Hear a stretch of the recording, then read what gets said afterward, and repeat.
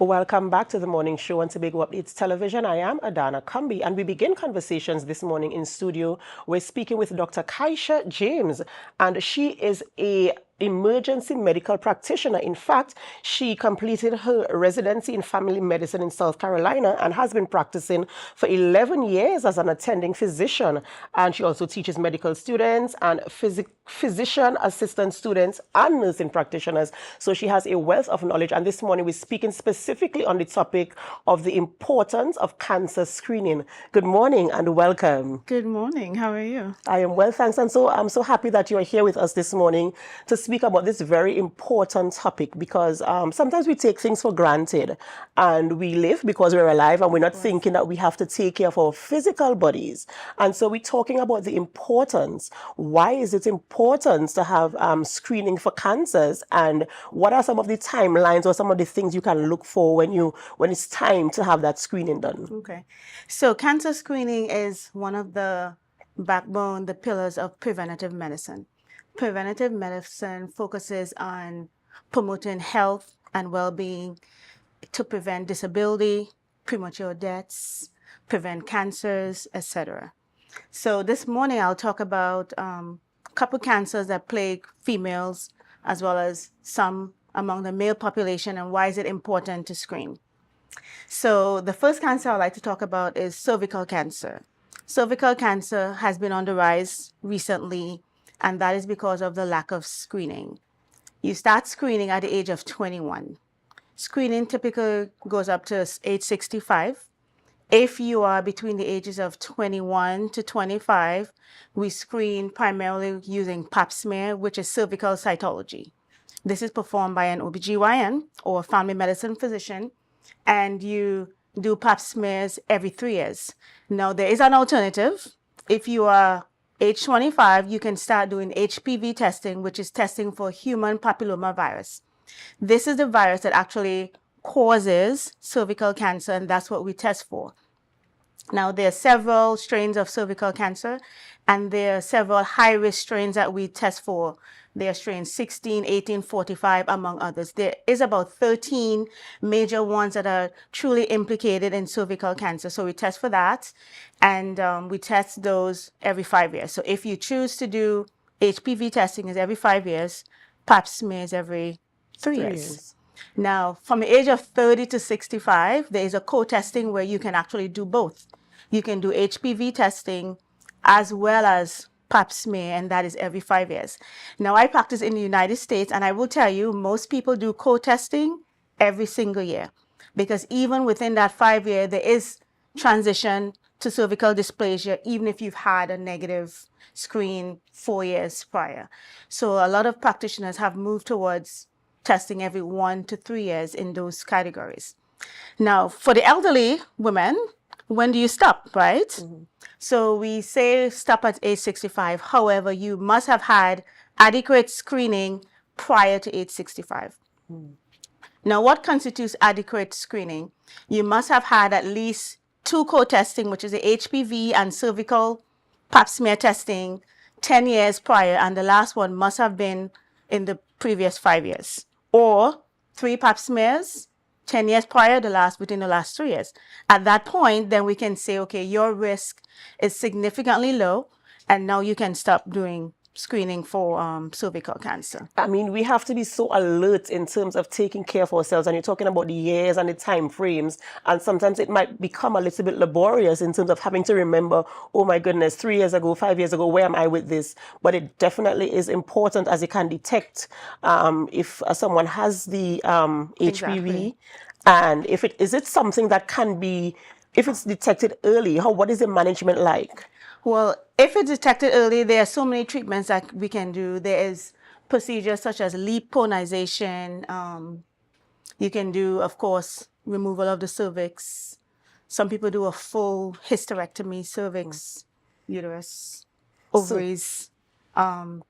But there is a vaccine that is available that has been around for quite some time, at least 10 years, which is vaccine against HPV. I am not sure if this is implemented here in Trinidad and Tobago or how well known it is or how widespread it is or how available it is.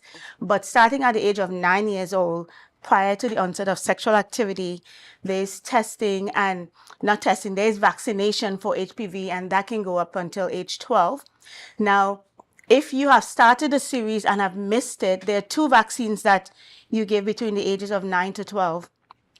If you have started the vaccine series and have not completed it, you can still complete that up until age 26, provided that you have not really been exposed to HPV. And even so, you can still finish the vaccine series. So this is one cancer that has the propensity to be eradicated if the population of children are vaccinated on time prior to the onset of sexual activity. Wow, wow. This is amazing news here. I think it's my first time learning of this aspect of it. I know we want to talk about other types of cancers as well, other types of screening rather as well.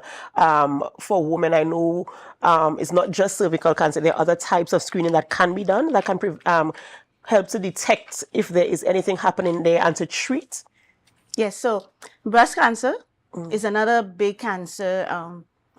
You'll find that, I know when I was growing up, it was mainly older people you will hear having breast cancer primarily, but now you'll find younger people, people in their 20s, people in their 30s and 40s. So it is imperative to screen for breast cancer. There are some very aggressive forms of breast cancer that progresses very rapidly, and some people with inadequate screening, they are diagnosed at advanced stages with extremely high morbidity and mortality. Breast cancer screening should start at the age of 40 years old. Now, there are some genetic causes of breast cancer. I'm not sure if you've heard of BRCA1 or BRCA2, BRCA1, BRCA2. Those are the most common genetic mutation that you find in breast cancers. And people who possess those genes tend to have early onset of breast cancer. And of course, your family, your generation is at risk because, of course, it's inherited genetically. And those patients tend to be screened very early, particularly if you have a family member who has been previously diagnosed with breast cancer and have those genetic mutations. So for the general population, average risk, 40 years old, every 1 to 2 years. And you screen with a mammogram. Now, if you're young and you have very dense fibrocystic breasts, we also do ultrasound to help with the diagnosis, to make sure that we are actually evaluating the entire breast, because of course dense tissue can hide little lumps and little masses. So if you're young, we add ultrasound to help with, the screening. Now, if you have genetic mutations in your family, you start much earlier, 30, 35 years old. We typically say you start 10 years prior to the onset of that family member. So if that family member had breast cancer at 35, you start at age 25, because we've seen a lot of young people coming down with breast cancer at advanced stages. Wow, it really is important to be aware of your body and to know the changes if there's any, and of course to stick to your, your screenings and your dates and your testings and stuff like that. And now I want to move on to men, because sometimes men, there's a stigma. Men are afraid. I don't know if they're afraid or what it is that kind of restricts them or hinders them from going for screening and testing. And so it is also important for them. And I want to talk about the types of cancers that affect men and the importance of them also screening for detection. Exactly. It's funny that you say that, because in every society, men tend not to want to go to the doctor. They're very strong. They're very macho. They are not very in tune with their body. Women, we tend to go to the doctor if our toe hurts, we tend to go and get checked out. So men, there are a couple cancers I'd like to talk about today: colon cancer and prostate cancer. Now, colon cancer and prostate cancer, they are the 2 main cancers we tend to see in men. Now, colorectal cancer, initially screening was started at age of 50. In the most recent time, last couple years actually, that has been decreased to age 45, very young, because we are finding that men are being diagnosed with advanced stages of cancer stage 4 cancer. And of course, stage 4 cancer, that means you have had metastasis or spread of the cancer to multiple different organ systems in the body, which is much more difficult to treat, requires more aggressive treatment, chemotherapy, radiation, colon resection, etc. So screening is via colonoscopy primarily, starting at age 45. Now, again, there are genetic causes of colorectal cancers, and we screen for those as well. Now, family history with regards to colorectal cancer is very, very important, because there are some genetic cancers that the onset is very early, very young, 30s, even 20s. I've seen patients with colon cancer at the age of 25, advanced stages. Now, there's something called Lynch syndrome. It's rare, but you tend to see it a lot more. This is hereditary non-polyposis colorectal cancer. There are other genetic cancers such as familial polyposis colorectal cancer, and also there is ulcerative colitis, which is part of the inflammatory bowel disease category, but in your lifetime, there is 100% risk of developing colon cancer.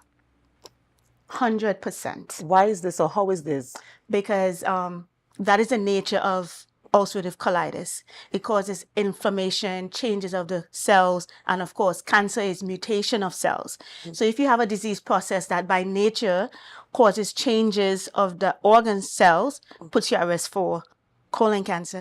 So you'll find that a lot of people with ulcerative colitis will go ahead and do a total colectomy, remove the entire colon as a means to decrease their risk of developing colon cancer.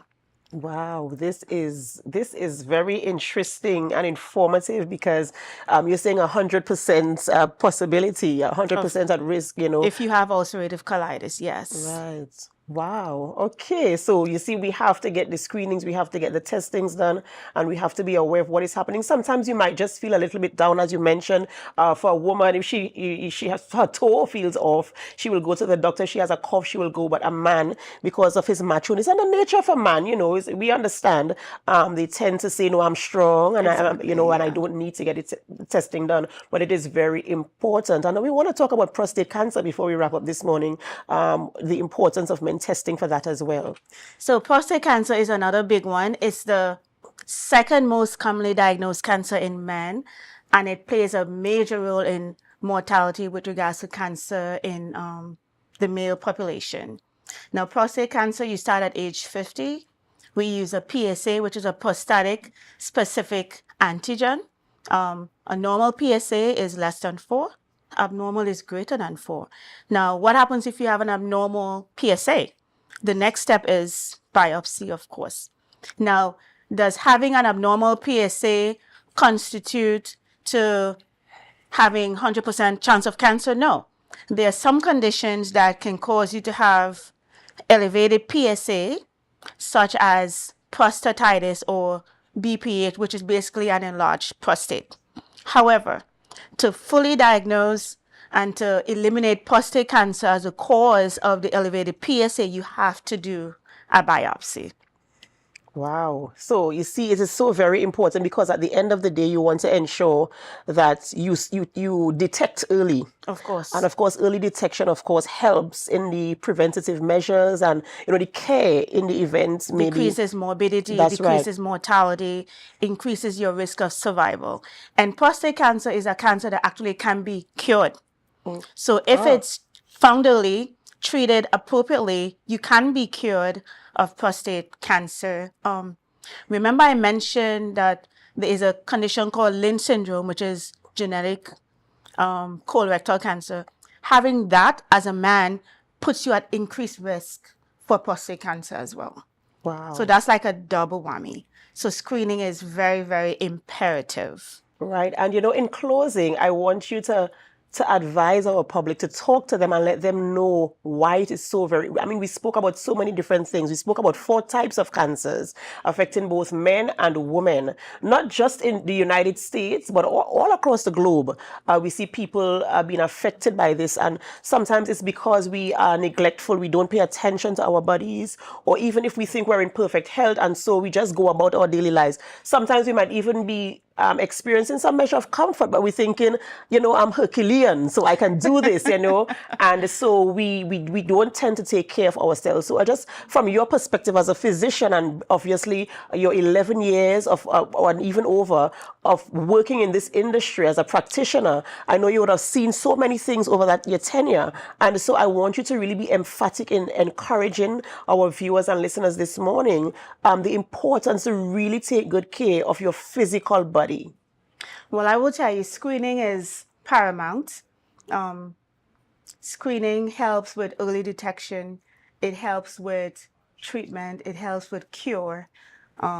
Pay attention to your body. A lot of times we may have signs of drastic, unexpected weight loss. That is a major indication that there's something wrong with your body. Also, frequent illnesses, history of just recurrent colds, that means your immunity is low. Pay attention to that. There are many cancers that can be treated appropriately if we just listen to our bodies, have appropriate screening. It's important to develop a relationship with your physician, because sometimes they may, in talking to you, identify some things that you may not even be aware of or even pay attention to. They may notice that in your vital signs, your weight is 20 pounds lower than it had been a month ago or 3 months prior. So screening is imperative. Listen to your body.